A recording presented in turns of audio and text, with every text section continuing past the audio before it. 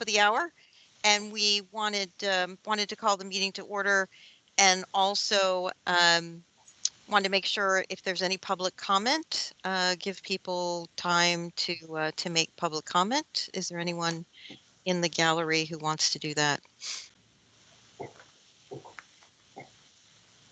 All right, I think I think it's commission members today, and we also wanted to welcome Rebecca Schmidt and Deb Hay from Parks and Recreation. And Richard, thank you so much, our county staff liaison, for contacting them and inviting them. And we really look forward to hearing, what the plans are, what you need from a budgetary technology point of view. So we passed on some questions based on what has happened recently. So we really want to hear directly from you, how what support do you need? So Rebecca, I'll turn it over to you and Deb.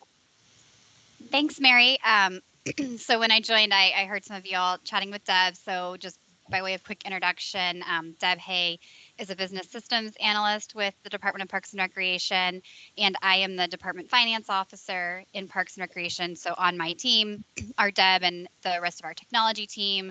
I also have budget, finance, data analysis, strategic planning on my team as well. So just to give you a sense of who we are and where we sit in the organization. And thank you for inviting us here today. I am going to pull up on screen a summer camp timeline. This is a slide that we shared at our budget work session last week, but I thought it could help have something to kind of ground our conversation in today. So let me go ahead, pull that up. Can you all see my screen? Yes. We Okay. can. It is an eye test for me, so let me change my view here, and I'll be fine. Okay. All right. There we go. All right. Okay. Thank you. So sure. And thank you, Mary. I think the questions came from you, some of your questions in advance. But of course, so why we're here is to talk about our registration experience. So on February 23rd, we had the summer camp registration where our registration system failed us, and we in DPR hold ourselves accountable for that breakdown in the registration process. So what we have been doing since February 23rd, which is a month, the past month, our first after action item was focusing on working with the families from the summer camp experience to help manage wait lists, manage people that were kicked out of registering for summer camp, and trying to find available slots for the families. And that's an effort that is ongoing and will continue to be ongoing, frankly, through the rest of the summer as participants move around in summer camp. The second, of course, key thing we were focused on was working with our vendor to understand what the root cause or causes of the issue were. And our first milestone with them was determining that prior to our Spring Enjoy quarterly registration, which happened last Wednesday on March 16th. Now that's a different type of registration experience for the user than summer camp. So summer camp can be, one parent with 3 kids trying to sign their children up for 30 different weeks of camp versus a quarterly Enjoy registration. You might be signing, one kid up for a swim class, yourself up for a tennis class. It's a different type of registration experience, but we were still working toward that to ensure that there would be a smooth experience. Now it wasn't it didn't have the same issues as the summer camp experience, but it certainly did not go smoothly with significant wait times. Our vendor had tested that our environment prior to the spring registration, and their testing did not indicate that any issues would present, but unfortunately, of course, they did. So we are continuing to work closely with our vendor. They have acknowledged that there is a root cause or causes that they still have yet to identify and address in the system. And as we work with our vendor, we have pulled in our purchasing division chief for the overall county to help us from the contractual side of the house. So the scope of our review, and I'm sorry. Oh, I thought the scope of our review. So that's kind of our February, March, where we are on this timeline, looking into really today. And you can see on the bottom, February to June, and then April to September, where kind of our midterm after action. Our scope is focused on 4 key areas. So firstly, communications, secondly, technology, Third are general operations, and fourth, access and equity. So as a next step, we are working to publish an RFI, a request for information. And so this is in the purchasing world where we will be asking prospective future bidders to share with us what types of systems they have that might meet our needs. This information will then inform a future RFP or requests for proposals where we actually consider bidders for a potential technology solution in the future that is different than what we have now. At the same time, we are benchmarking with our regional and our national peers the registration systems they use, the software solutions they currently use, as well as the broader processes they have in place to compile best practices for what we do. So these are some of the efforts that are going to inform the technology and operational solutions that we explore further throughout the summer. Because you had mentioned kind of some of, you also asked about our human-centered design techniques that we'll be considering. So another component is also, of course, some public engagement, both with our own staff that use the system in one way, but also with the public that use the system in another way. But we will also be engaging with the public, not just to ask them uh, their uh, their perspective on our registration system, on our software, but also the broader process, right? Again, getting back to that equity and access component where we recognize, 7 a.m. on a weekday morning probably isn't serving all of our population the best way that it can. I do want to acknowledge that the vendor we currently use, Vermont Systems, is one of the larger, more traditional players in the park and recreation software space. But we recognize that that we need to think bigger here, and that's again is why we're doing the RFI to see what other technology solutions are out there that aren't traditionally used in the park and rec space that may serve our need better for perhaps just the registration component of what we do, but also there are other things that this software does for us. It's our scheduling software as far as if you want to reserve a field or a community center room. It's our pass management for your fitness passes, etc. So then with this timeline, September, you can see we have finalized our Summer Camp 2023 implementation plan. So Summer Camp is a year-round business for Park and Recreation. And so that is kind of our marker where we would need to be implementing any changes in time for Summer Camp 2023 registration. Again, I mentioned equity and access a little bit. A key part of the focus throughout this effort is that it's not just the technology solution that we need to focus on. We are also recognizing that there is high demand in certain areas of summer camp that we don't have the supply to fulfill that demand, and that then results in camp slots filling very rapidly, very quickly. And so we are and will be exploring other things like lottery options, queuing systems, waiting room options, in addition to how can we change some of our offerings to meet those demands. And I do want to mention that we have several hundred outreach slots, and we use the term outreach within the department, but meaning we hold some spaces that don't open on the day of summer camp registration, so that we can assist customers that that 7 a.m. online time slot doesn't work for them, or they may not be aware of our services or how to register for camp. So we do still have available spaces that we work with our partners, like the public school system, like Department of Human Services, to find those individuals. So the long-term after action is really where some of the long-term technology changes will happen. And so in that piece, and that's kind of the February 2023 and beyond in the timeline. So our registration software, like I mentioned, is Vermont Systems is our vendor. We have worked with this particular vendor for a couple of decades.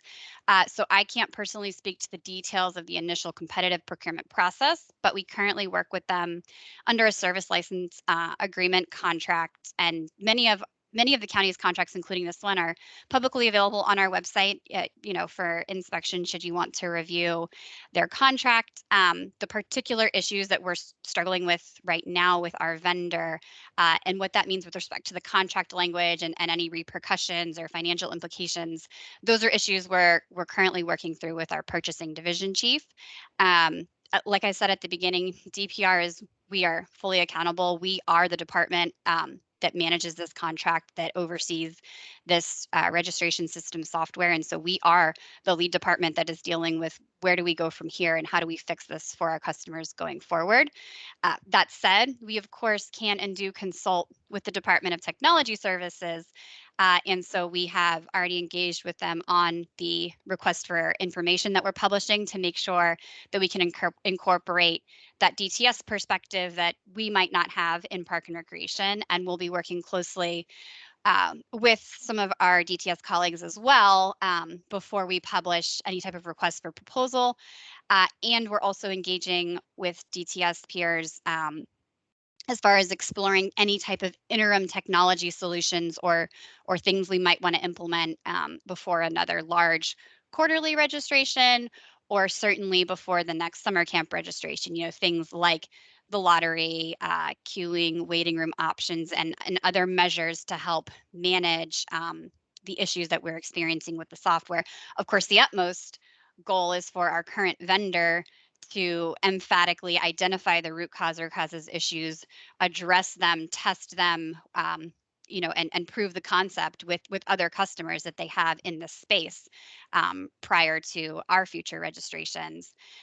So these are as far as how we pay for the services. It comes out of DPR's annual operating budget. It's an ongoing, you know, annual service contract, and until you know, if and when we find a better solution, we still are under our current contract with the current vendor because, like I said, we use their software, you know, day in and day out for a lot of functionality in the department. And so I know that this group can appreciate that changing that is not an overnight, not an overnight change. So that is kind of an overview of where we are, what we've been doing, what we're looking to do over the next several months. So I hope that gives you kind of a sense, and I'll open it for questions, and Deb and I will answer what we can, or get back to you via email through Richard for anything we need to circle back on. Great. Thank you so much. Appreciate it, Rebecca. Questions from the commissioners?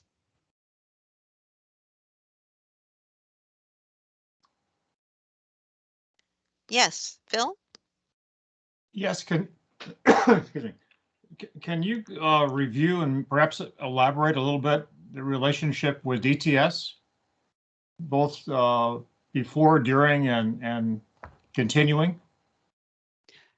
Sure. So this is the registration software that we use. It is a technology tool that we have procured through Parks and Recreation. So, like I mentioned, we've worked with this vendor for a couple of decades. So I'm not sure when we selected this vendor, you know, originally what DTS's role was in that selection process.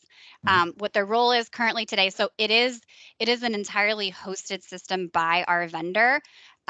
So DTS helps advise us. We go to them with issues and concerns, but DTS does not have any direct responsibility or relationship with the vendor that we are using, as it's a service that's been procured by our department. Okay. Thank you. John? Yeah, just to follow up on that. So it sounds like your engagement with DTS is really more of on an ad hoc basis rather than a consistent like support model where they're providing support or consulting services on a regular basis for you. For this particular need, yes. Okay. You know, of course, we DPR, like all the other departments, work closely with DTS on a variety of technology solutions. It's just in this scenario where this is a, you know, a service provided entirely by the vendor.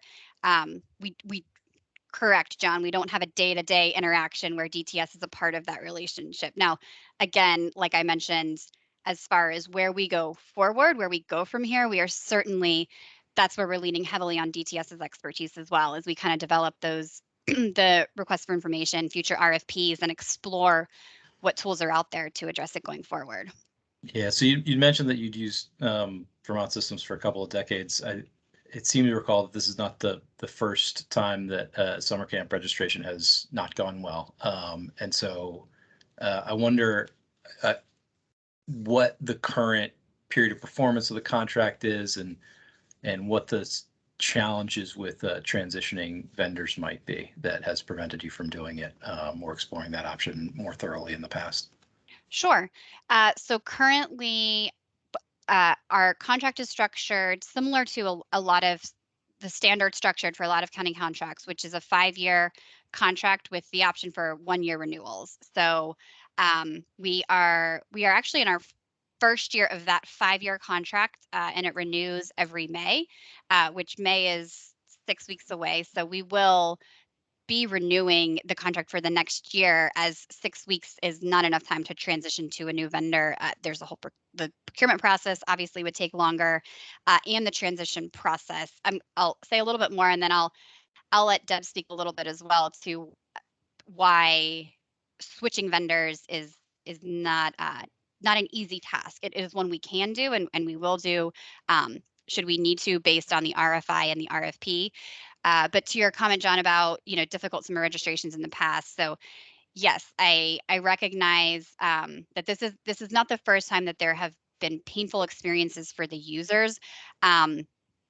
I think, and I'll let Deb elaborate. I think many years or several years back, there was a significant issue with our payment processor that caused a painful registration experience.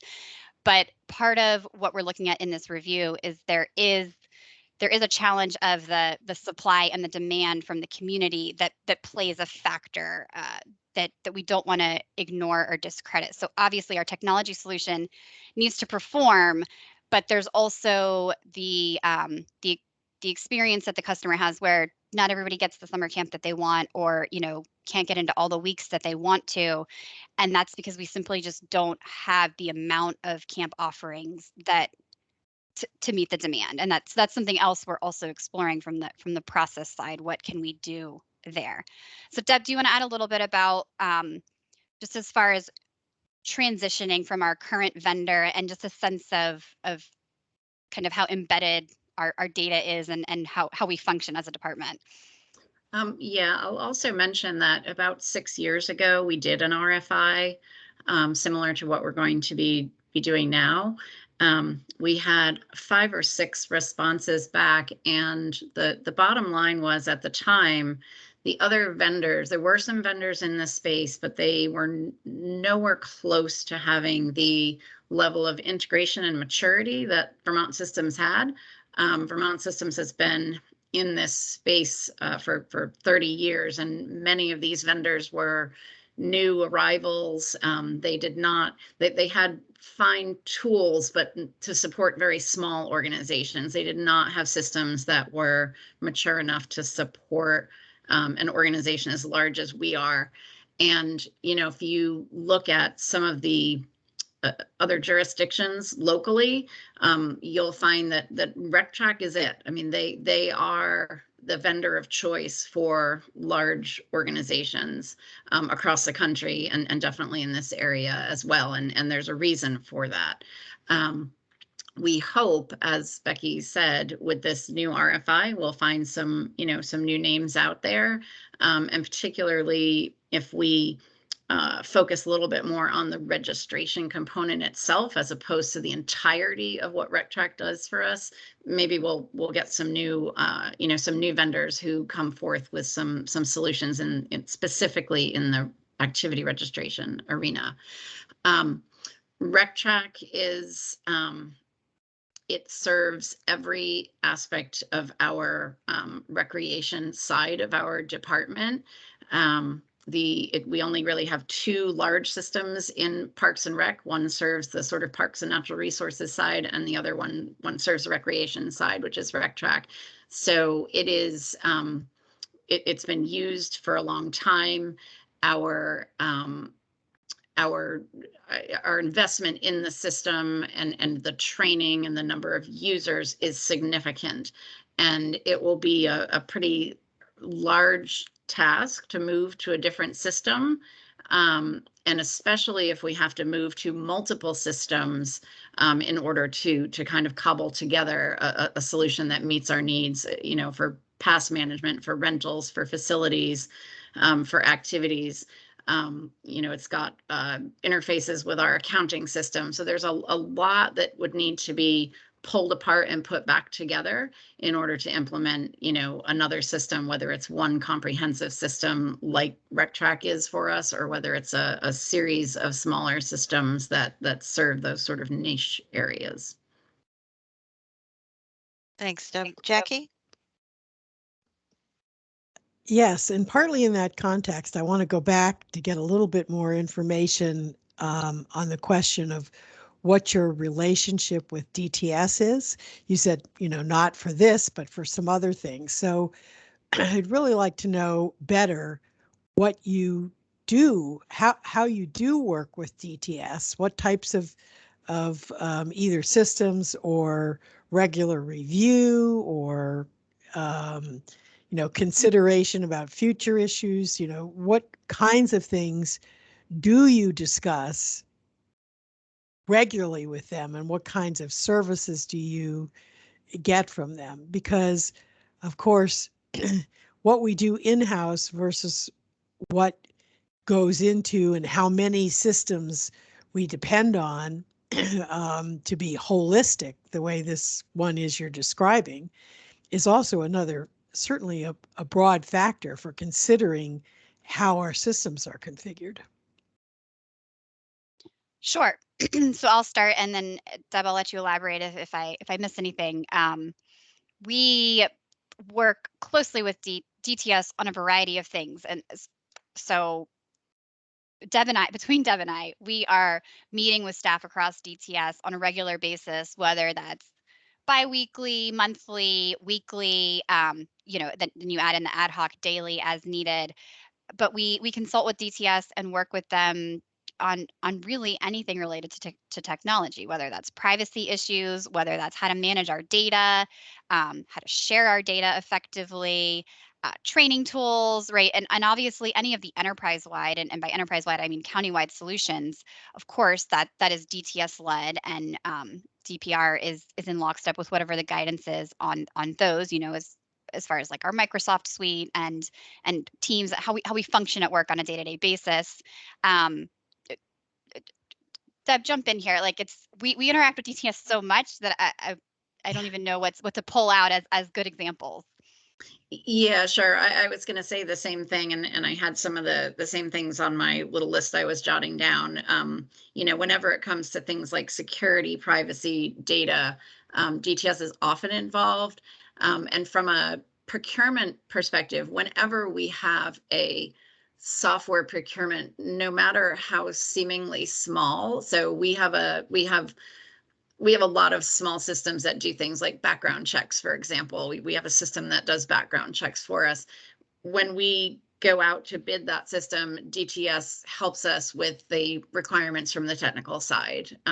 So anything that we do from a procurement perspective is run by DTS. They have, standard requirements that they'll give to us that we need to include in our RFPs, and then they'll also discuss anything above and beyond, or maybe different about that particular system that may have additional requirements that they would want to put in there. So certainly there's a lot of involvement from a consultative perspective. So are you saying, just to be clear, are you saying that if you hadn't established this 10 years ago and you were going out and doing it now, you would go to DTS among your first stops to ask for consultation and advice? Or, has that procedure changed from how, and it happened 10 years ago when you did this without working with them? Or maybe not, I don't know. So 10 years ago should really be close to 30 years ago. That's how long we've had the RecTrack system. Obviously, it's evolved over time. DTS actually used to host the RecTrack system for us up until 2015, when there was, a movement, just across the board in technology to start moving into, the hosted environments and getting things out from being managed server management ourselves. So DTS has they've been part of the RecTrack system for a long time because they were the hosting provider, internally. They were involved when we moved to a hosted environment and helping us ensure that the hosted environment was, safe, secure, and things like that. So they definitely were involved in that process. Thank you. That's more involvement than I would have thought from earlier. All right. Go ahead. Before you take the next question, Mary, I should have mentioned this at the top, but Deb and I do have to drop at 6:45, so we still have 20 minutes, but I just wanted to throw that marker out there to manage Fine. expectations. That's fine. We only keep you 30, but it looks like the questions may roll, so we appreciate the grace. Phil, I think you're next, and then John, and I reserve a question for the chair. Go ahead. Thank you for coming. It's all very interesting. Can you say more about the variety of modes of engaging with administratively with users online, by phone, at rec centers? Do you have a chat line? Is your question, Phil, just in general how we interact with our users? Generally, yes. And do you prefer one over the other? Is it costing a lot to have all of them? So we interact with our users really in every way imaginable. We have a variety of e-news that we email out to keep users informed based on your area of interest, right? You can get emails from us at kind of the macro park level, at a community center level. If you always go to, Arlington Mill, you can be on that listserv. You can be on listservs based on your area of interest in programs. Users interact with us, face to face, right, in the community centers. And so I do want to point out that you can, you don't have to register for anything online. You can go into our Lubber Run Community Center and meet face to face with staff. And we certainly, that is where our staff help individuals who, want to apply for fee reductions, or, they can fill out paperwork, like hard copy paper, and then have our team, input the information for them into the system to get them registered for a variety of programs. Users certainly we have an active social media following, right? So we hear from our users on Twitter and on Facebook, and of course via email, straight to us. Sure. We have our call center, and that is a DTS led and supported. It's the same type of a call center that is used across the county and in other departments. So you can also call in for assistance, and that is something that we are exploring. The right number of spots in the call center so that there's enough space to wait your turn in the call center, but not too much space that you're waiting for a call that we only have so many people to pick up and actually help and answer your call, before the day is out. So does that kind of answer what you were getting at, Phil? Yes, that's helpful. Thanks very much. Sure. And I will add just quickly that on large registration days, so summer camp and all of our quarterly registrations, we do add additional staff to answer phone calls so that it's not just our registration staff who are there, the rest of the time. We actually add quite a few additional staff to help take calls. Even when things go right, we get lots of calls. I forgot my password, or how do I put a new child in the system, or oh my gosh, when I put my child in, I gave him a birthday of last year and I meant this year and now I can't get him into class. So we entertain a lot of calls even when everything goes well. Thanks, Deb. Good. John? Thank you. Two final questions for me. One, the engagement with DTS on procurements and acquisitions, is that just something that you do because it makes sense to do, or is there some sort of county policy, county government policy that requires that? And then a completely different topic. I'm assuming this is a commercial off-the-shelf product and you're limited to the configurations that's available as part of the product. And so the question is the product capable of running a lottery type system for registrations.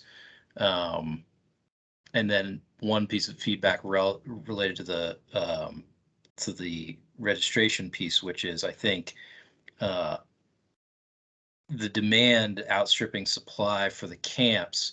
What can be done about that? Because these summer camps are really childcare. And the fact that we don't have enough of them for the demand, I think, is something that is not a technology problem, but with just a question about what can be done about that. Sure. So to your first question, the answer is somewhat both. One, it is a best practice, right, to engage with DTS on any type of procurement that involves technology. So departments do it just for that knowledge. But two, there is, I don't know, I don't want to say it's a county policy, John. I may be wrong, but at least the procedure and the practice is um, when a department notifies the purchasing division, we need to, we're interested in procuring XYZ service or goods or services.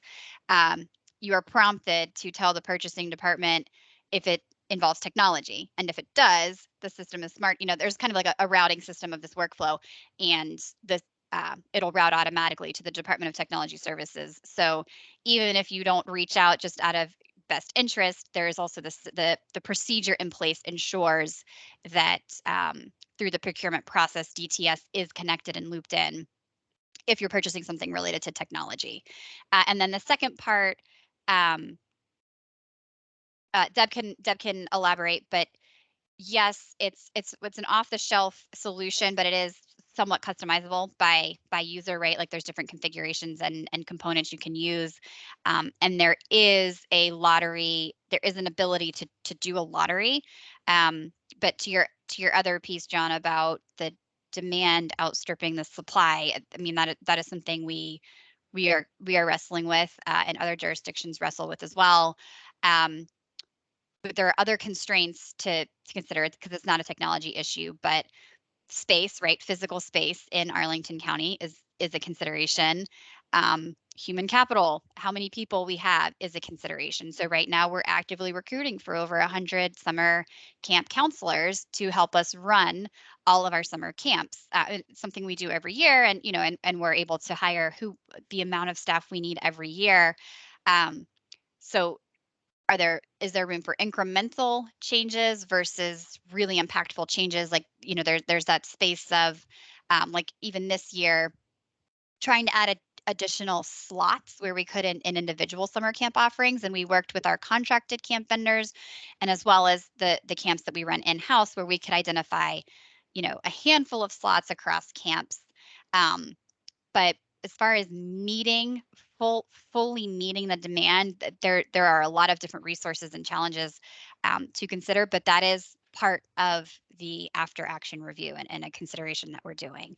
But Deb, did you want to add on to the lottery component and just the customizable? Yeah, sure. So RecTrack is incredibly customizable. They do offer lottery. It's been something that's been part of their product for since before I started in 2006. So it's been around for a while. We have not used the lottery. We have thought about using it, but never went that route. My understanding is there was some discussion about using the lottery prior to me starting with DPR. The folks who were around back then are long gone, so I'm not sure that we have the institutional knowledge as to exactly why they chose not to go that route. One thing we are watching very closely is that DC is also a RecTrack user. They seem poised to doing a lottery this year. When we checked in with them a couple weeks ago after our camp registration, and then again after our spring class registration, they said they were going to go the lottery route. They have tested it very thoroughly in anticipation of perhaps using it. And so it sounds like they will. If they go that route, then we'll be following up with them to learn more about their experience. I believe their registration for summer camp is the first week in April, so we'll know more in a couple weeks. Thanks very much, Deb and Becky. I just two quick questions just to clarify. One, is there since this is, it sounds like the gold standard, right, for so many parks and recs use it. Did any other group have the same? Any other municipality have similar issues, or were we the lucky ones? Just wondering. No, we're not special. Um, Um, DC had an issue probably, I don't know, 3 or 4 days after our summer camp registration. They had their spring class registration, and they had a similar level of issues. Anecdotally, I've heard that Alexandria had some slowdown. I haven't spoken to anybody there. Alexandria, to my knowledge, is still on the old version of the software. So I'm not sure, you know, that a discussion with them would really yield anything relevant to where we are. But no, we were not unique, and you know, Vermont Systems recognizes that there is something that has changed and caused, you know, this issue Ripple. to occur. The Yeah. ripple effect. Yeah. And Gary, I'll get to you in just a second. Let me was wondering with the RFI, when you all put that out and get it back, is it practice then to have somebody from DTS sit on that to review that when you go through the review process? Or is it something you all do internally and then you decide whether you're going to flag something for DTS? Was just wondering how at that stage, Deb, they engage. Just curious as to whether that was kind of tradition or whether it's part of the formal procurement process. So I think it's a little bit of both. If we get to an RFP process, then it will be definitely a very formal part of it to have DTS involved. For the RFI, the first cut is, do they even meet the functionality that we require? Right. If we don't even have anybody meeting that functionality, there's not even a reason to go the next level to say, well, do they have the technology to back it up? Got it. The last time we did an RFI, I believe that we did have some DTS folks who read them, but the bottom line was nobody even met the threshold of meeting the functionality as it was laid out. Got it. All right. Thanks very much. Gary, did you you had a question? Hi, yes, I did. Can everyone hear me okay? We can. Thank you. Oh, great, thanks. Rebecca and Deborah, thank you so much for coming to speak with us this evening. We really appreciate the information and feedback.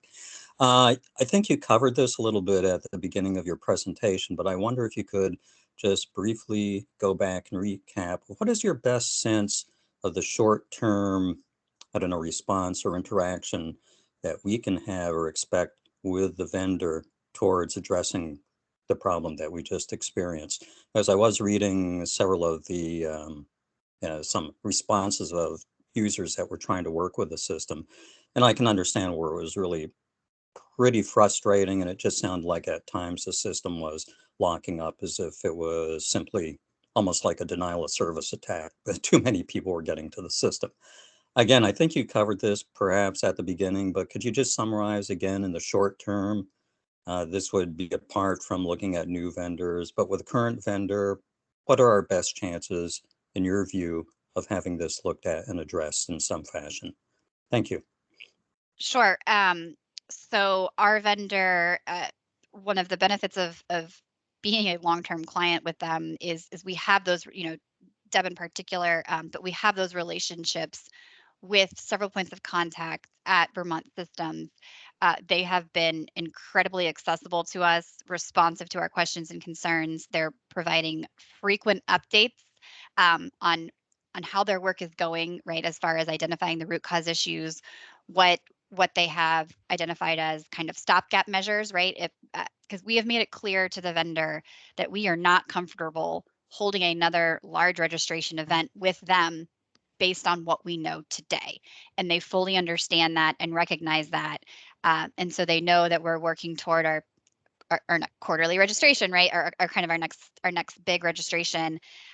We also have 55 plus registrations that are larger than, so kind of the three big ones are summer camp, quarterly registrations and then 55 plus registrations. We do a lot of other small registrations, but very, very, very small user loads.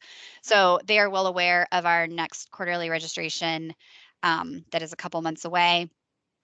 And they are working feverishly. We have had multiple meetings. We have had calls with our director, with their president, with their senior level leadership. So we have their full attention and their full cooperation to figure out the root cause issue and give us the confidence that we need to run our next quarterly registration, either with, again, emphatically confirmed that they have identified the issues and resolved the issues and proved that concept with other customers. Because we were, some of it is unfortunate timing, right? Like our summer camp registration was the event that brought to light these issues, right? And like Deb said, DC had an event just a few days after us and encountered similar challenges. And at the very least, if they have not identified the root cause, and this is 2 months away, so by then we would certainly hope that they have, but if they have not, they are simultaneously working on some other measures that they can offer us, and we've talked with DTS, and we can also pursue these measures outside of the vendor if we need to.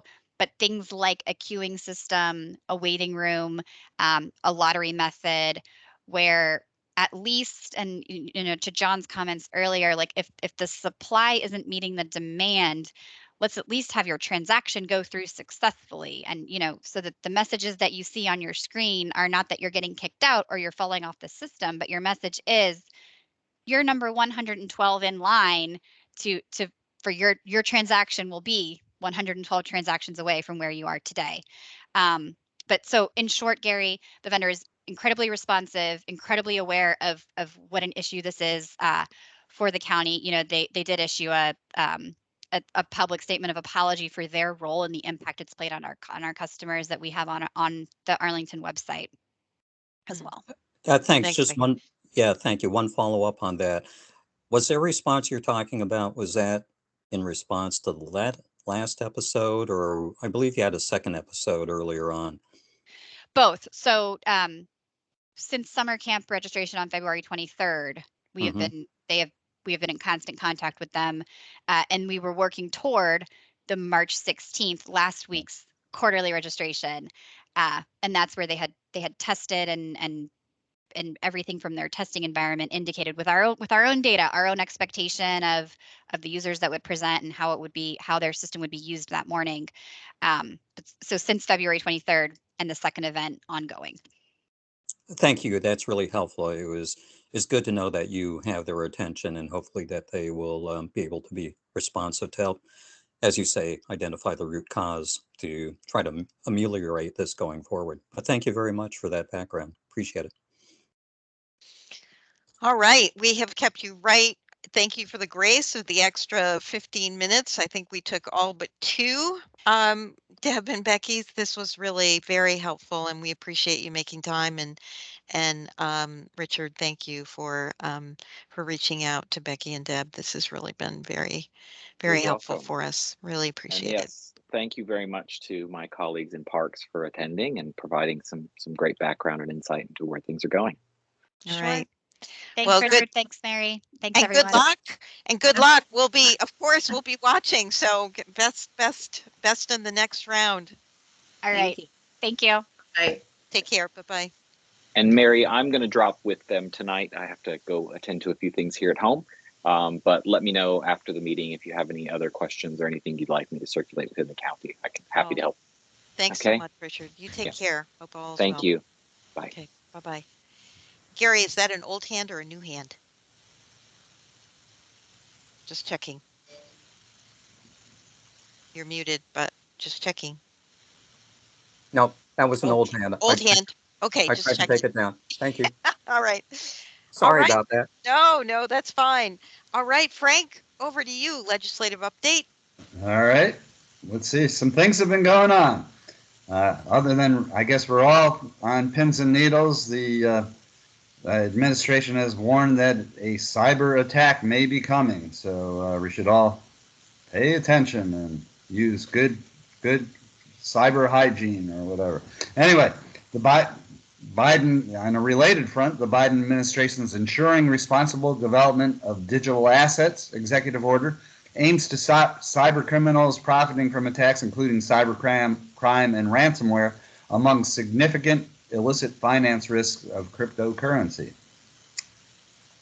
The FCC has adopted a notice of inquiry on how to prevent and eliminate digital discrimination to ensure that everyone has equal access to broadband internet service. The U.S. Department of Defense has awarded Verizon nearly $1 billion in new business to provide network modernization services and technical support services to the Pentagon, the DoD, National Capital Region, and Fort Belvoir. The omnibus spending bill signed into law by President Biden includes a provision setting a 72-hour time frame for reporting cyber incidents affecting critical infrastructure entities. In addition, the new law mandates that ransomware payments be reported to the Cybersecurity and Infrastructure Security Agency within 24 hours. Verizon will be launching mid-band, which was the C-band that we had heard about, 5G into Washington, D.C. market this year. The FCC has warned robocall facilitators to remove illegal robocall traffic from their networks or be disconnected from downstream networks within 48 hours. Cease and desist letters were sent to 3 additional voice service providers. So that concludes my report for this month. Lots. You're right. Lots going on. All right. Thank you. Thank you, Frank. Just wanted to highlight a couple of things since this was budget month, and I don't know if you all had an opportunity to look at the link, but there was discussion about digital planning, digital principles, and there seems to be more growing interest, I would say. And so one of the things Frank and I shared was the Taka's wanting to talk about follow-up with budget, but also having more discussion about underlying digital principles. It also occurs to me, based on what we just heard, that there's a lot of organizations are moving from product to platform, right? So that there's a platform that's created, and then the products are on the platform, so that they are not, they have flexibility in terms of servicing customers. So that may be something else that's also looked at. But we will be meeting with Takas in the beginning of April. Frank and I will be meeting with him to discuss just some specific budget issues based on what we all recommended, and based on what Frank just briefed. We certainly hope that these are times when we all need to be really vigilant in the cyber world. Just wanted a note of 2 people who aren't Louise. Louise from Verizon is away, so that's why she's not at our meeting. And then the Mike, I mentioned just early on, I don't know if we got it on the tape, so happy anniversary, Mike, and his Mike Carlton and his wife are in the Galapagos, so that's another reason why we're not full complement tonight. Also wanted to a shout out to John Johnson, who's on the call, and he met with Takas after Frank had an opportunity to talk to him and meet with him. We recommended that he be that Takas meet with him. So it is possible. We'll see. Obviously, it is the consideration of the board, but we may welcome him next month as a voting commission member. So John, glad that you could be here. So the next item on the agenda is the Climate and Technology Forum, and the reason Frank and I put that on the list is that's something that specifically, when we met with Takas last and said, what are some of the things that are a priority on your list? Because obviously our role is to advise the board and support what they're, the priorities are for them. He really asked us to look at this. So I wanted to, I know we have some, we have some plans for the year in terms of around cyber, but also wanted to get a sense from you all about what you're thinking about, some brainstorm some ideas around this climate and technology forum. So if there's some ideas that any of you want to share now, would be great. And obviously in the interim between now and the end of April, that will be helpful. I open it to the floor.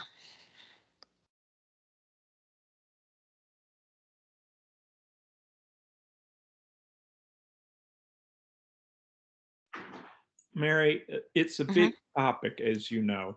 It's an impossibly vast topic, and I wondered if we could get some guidance from Takis as to what specific aspects of climate change he would like us to address or foster a discussion for. Yeah, we may have him come in to talk specifically about that. I think it was more how can technology assist and play a role specifically in the county. The other thing we've asked for in April, we've asked for Richard to contact JBG Smith to talk about their national landing vision, because there's a lot of technology components around that, and there may even be some climate. I'm not sure, some climate change implications as well, but we'll see if they can, if they're able to come to our April meeting, because it'd be good for us to get a sense about what their vision is, and how that technology that they're putting in place will impact Arlington residents. But yes, good point, Michael. We'll get a little bit more guidance from Takas about some of the things he's thinking about when we meet with him early April. John? Yeah, I've been noodling on this question because it's, as Michael says, it's a huge landscape and you go in a lot of different directions. Some thoughts to narrow the potential directions we could go. I think there's the very kind of small question of improving the efficiency and reducing the carbon footprint of county operations through technology.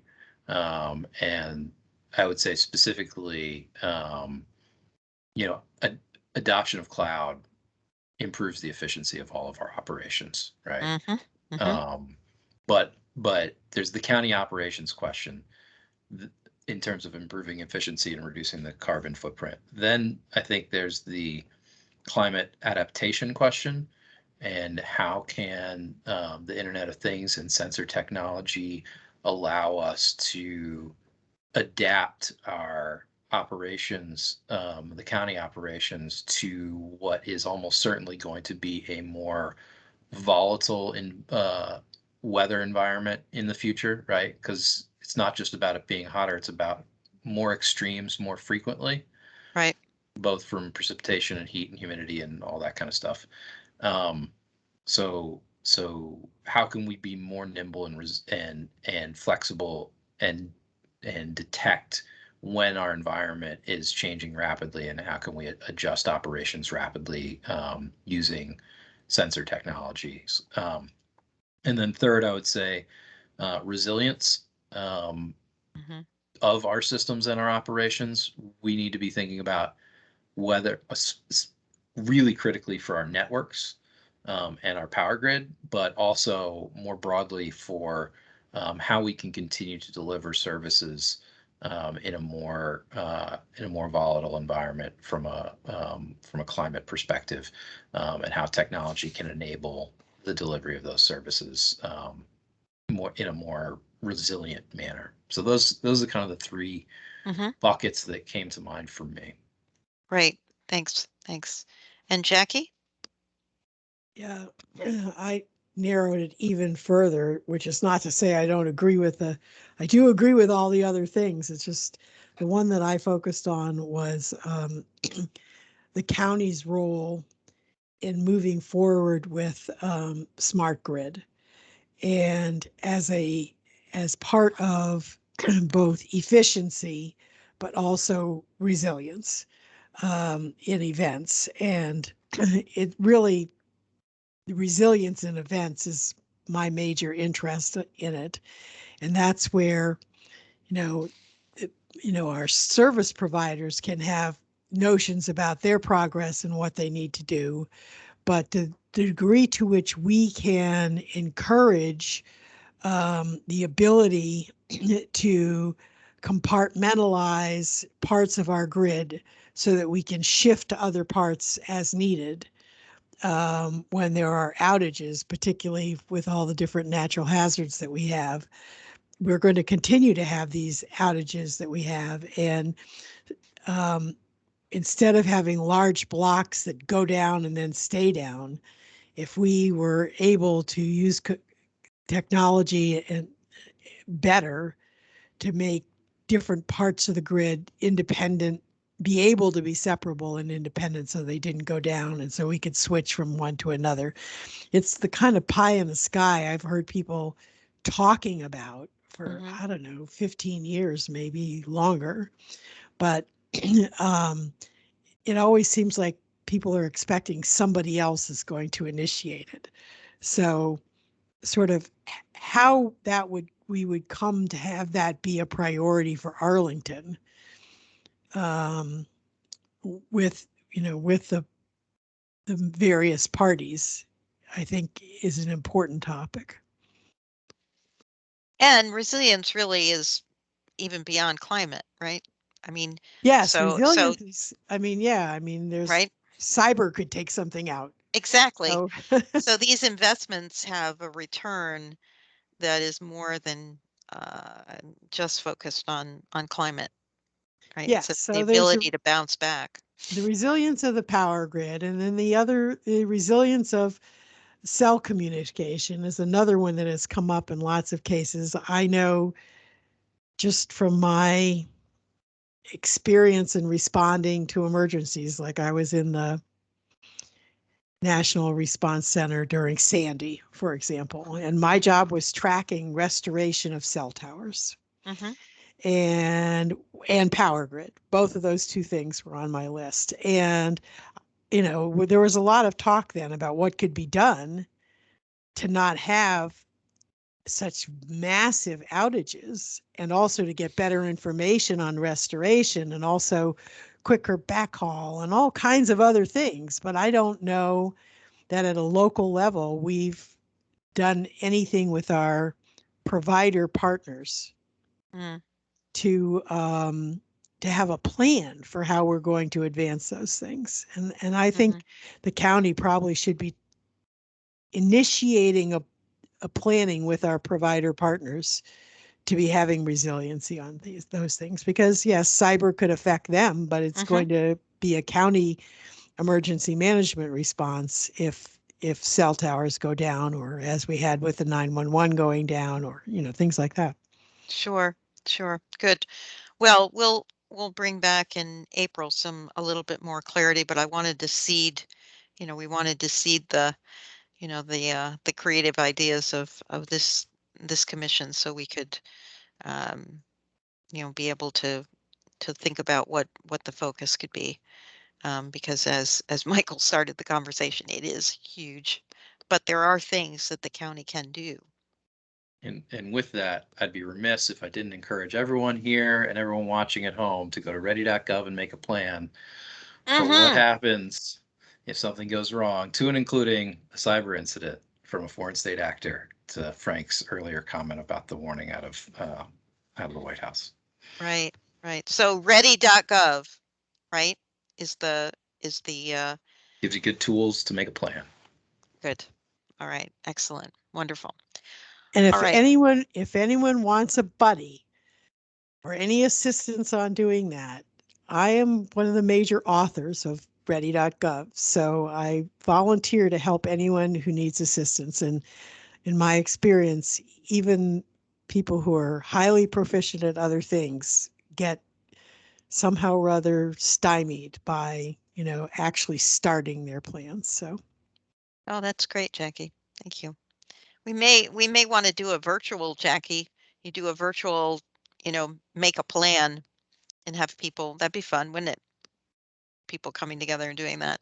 yeah, we probably should have our local professionals are the ones we should ask to do it. That's why I was Yeah, volunteering as an individual.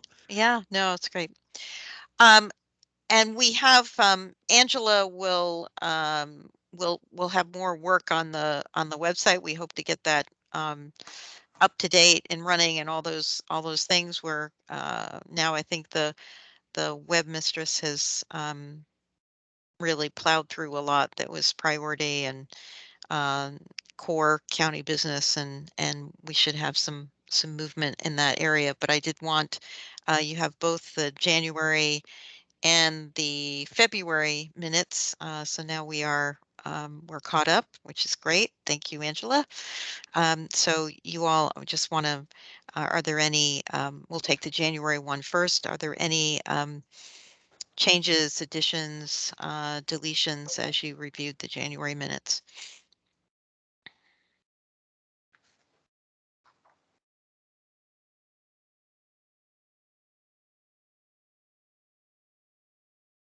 Hearing none. I'll move to Phil? adopt. Oh, thank you, John. All right. You move to adopt second. Second.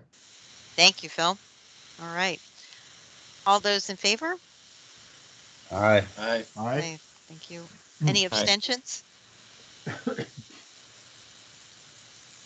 All right. Any declines? All right. All right. Looks like the January minutes have now been adopted.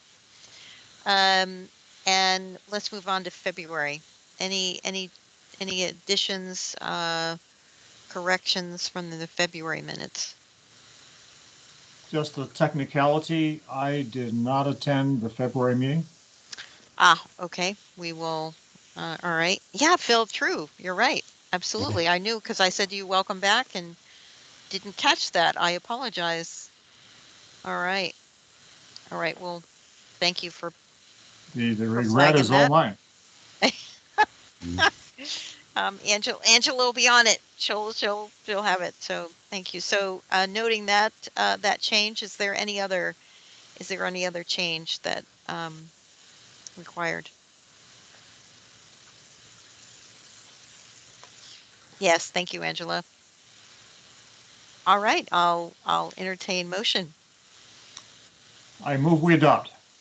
Thank you. Second? Second. I'll second.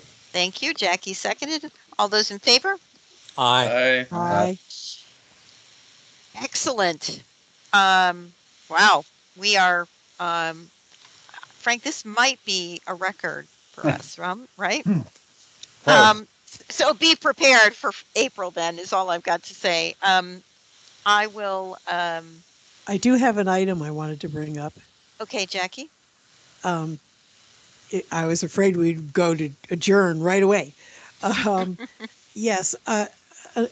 Thank you very much first for following up on the broadband. But when I looked at it, the RFP that's we still don't have a date for when the report on the current or the more recent RFP was come out. There was an earlier RFP which you can look at, which was the one on Arlington feasibility for Arlington Mill, and that was related to the pandemic and getting them online. But then there was this broader, you know, RFP, which they talked to us about and whatnot. And I think it was issued. I think that's what you is our said. understanding, right? And Yes, but I and didn't say when it would be due. I think it was due January, end of January, and Frank and I have reached out to find out what the update is. So we may have an update, Jackie, by Okay. by our if not, if we get an update sooner, obviously we'll share it via email. But Okay. yes, All right. excuse me. Thank Yes, you. I thought it was maybe I just wasn't looking hard enough, but I couldn't nope, find it. All no, right. it was the Our understanding is the RFP date was the end of January 22. So by now, we believe that there's been some, review. Yeah. I don't think there's been any. Our understanding is that to date, at last we checked, there wasn't any decision. But again, we'll clarify and confirm. Right, and it was a summary of it was on the digital equity homepage, wasn't it, Mary? I think A summary of the RFP. a summary of what was requested in the RFP, and it Yeah. does mention the January 22nd of 2022 deadline, I think. Isn't it? Yeah, I looked at the to see if I could see an award, and I didn't see any awards listed. Yeah, no, I don't think so yet, Jackie. So that's Okay. we have queried, and we'll see if we can get a know where we are in that. All right, thanks. Pleasure. Any other comments, questions before we? Just an inquiry about the ability to continue virtual meetings. Is there any development Phil, on that front? After my heart, we right. Phil, we did have, just to give you a quick, the commission chairs did meet, and you might guess that most commission chairs said we have better attendance virtually, right? And by the way, easier for speakers as well, I might add, for having people. But and we're asking for clarity. That's something, Frank, and feel free to chime in, because Frank and I have talked about this a little bit. Our understanding, Phil, is there will be 4 to 6 weeks notice, for the chairs will receive 4 to 6 weeks in saying we are going to go back, we're lifting the emergency and then go back to face. Now, what we want clarity about is it in the current draft, it looks like 25% of the virtual meetings, someone can participate virtually. Now, we were hoping we could have 25% of our meetings virtual, but it looks like the current interpretation is that all of you could take 25% of the, we meet 11 times a year. You could have 25% of those you could tap in virtually. So we're still getting clarity around what the state is requiring. And Frank, you were looking into that. Anything you want to? Well, I looked at that. Looked at that link that you sent around. It looks like it's been introduced but not adopted. And really, what it addresses is the whole issue of commission members being able to participate virtually, and the whole issue of quorum and that. But you have to provide with detail, at least as the proposal I saw, the detail why you can't make it. So there's a procedure that's proposed in the legislature, and I'm not sure if it's going to move, but that it tries to address the whole issue that we've had in the past with people who, participation virtually, and what you have to do to have a quorum with a virtual participant. Right. Once the emergency is lifted, Phil. Right. Yeah. Jackie, comment? Yeah, if anyone's allowed to attend virtually for any reason, if there's whatever legitimate reason is determined, if that's allowed to happen, then every meeting has to have the capability for someone absolutely to participate virtually. Yep. And I thought that was what our problem was we couldn't guarantee that we could have a virtual capability for all of the meetings, because not all the meeting rooms had that capacity.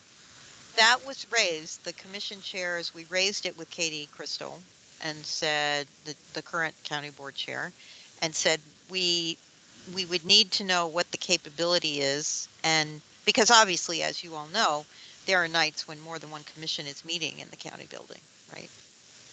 So when back in the good old days, so that she took that as an action items to see what the capability and capacity was on any given night, to see exactly how this would unfold. So the short term for us is obviously we would get 4 to 6 weeks notice. So next month is virtual for sure. May, we're still, we'll see what happens. Okay, thank you. No problem. Yeah, and the John? legislation also required that each commission adopt their own policy on virtual attendance. So we would have to do that. Again. Uh, Yeah. Yes, again, I think we had Again. already done that, right? We Policy did. just says approved, Frank, I think, is our policy. Go ahead, John. So my question was around the time of the meeting, Mary. I think traditionally before the COVID emergency, the meetings had started at 7:30.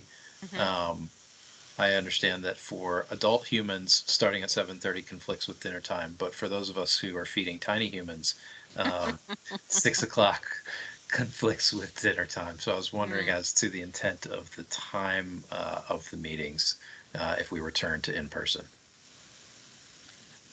Yes, and that would go back to 7:30, John, or 7 whatever. I think it was 7:30, wasn't it? It's been so long, right? 7:30. Yes, it would go back because obviously we have to transit and all those things. Yes, it would go back. So there we are. All right, good. We've expressed our view on this, Mary. We have, and as a matter of fact, the commission chairs expressed their views quite directly because and interestingly enough, our commission is still one of the few that actually records, right? Which is also interesting, Phil, to me. But yes, we did make it very clear, and I think for all those reasons. I mean, it was consistent, right? That was the interesting thing. It really was consistent, and I think we've done good business virtually. But yes, we'll keep you posted and see how, as Frank said, it's not there's an edging toward one policy. We'll see if it comes through, and we'll keep you posted if we get a notice. This feels that like the long arm of the Dillon rule. Yeah, at the very least, I think we have an item for our legislative agenda. Yes, we do, John. Yes, we do. Well said. All right. Hey, thank you all. Think of all the energy savings too. Exactly. Exactly. That's a much greener solution. It's easier for people with disabilities as well. That's right. That's right. And there are provisions currently for people with disabilities, and they can participate virtually once identified. So that is, so to your point, Jackie, it always needs to be a capability. Right. That's the, I think, the crux of it. Yep. You can't say we can't do it because we don't have the capability, because there are times when you need to have the capability. Exactly. I guess, do we have captioning though? I think we don't currently, but is that something that I know that the county does for its meetings, but is that something that the commissions can implement? I don't know. Well, if you're using Teams, it's a capability. Mm-hmm. That's right. Both Teams and Zoom have the ability to caption. They do. Exactly. In multiple languages. And, if you're using a screen reader or any of those types of accommodations, they are compatible with these virtual applications. So good conversation, and we will probably before the end of April you'll have some comms from us about what some of the conversations were with TACA, so we can think about the climate and technology focus to make sure we're responding to the board's needs. And our understanding, we don't know of any specific technology that's being recommended to the board anytime soon, but if we do, obviously, if we find out about anything between now and April, we'll share it. All right, I will entertain a motion to adjourn. I move we adjourn. Thank you, Phil. Second? Second. All those in favor? Aye. Aye. Any against? Any abstaining? Looks like we got a wrap. All right. Thank you all. You take care, and we'll see you in April. Thanks right. again.